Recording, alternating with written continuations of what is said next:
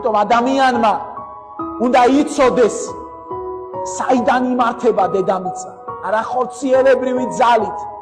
არამედ უფლისმიერი კურთხევით. ჩვენ ყველანი ამ დედამიწაზე, როდესაც ცხოვრობთ, უნდა ვიცოდეთ, რომ ამ დედამიწის მაკურთხებელი და არა ბატონი, დამლოცველი და არა ბრძანებელი, მქადაგებელი და არა თითის დამქნეველი არის მაცხოვარი ჩვენი იესო ქრისტე, რომელიც მუდმივად ცდილობს, რომ გულში ჩაგვიკრას, ჩვენ კი ვისხლიტავთ,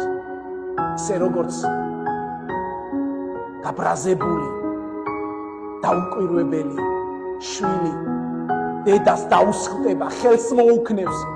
შობელს, მამას, დედას და დაუსხლტება ხელიდან, ისე ჩვენ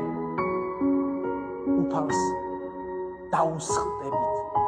ხელიდან, რომელიც მუდმივად ჩვენსკენ მოიცევს,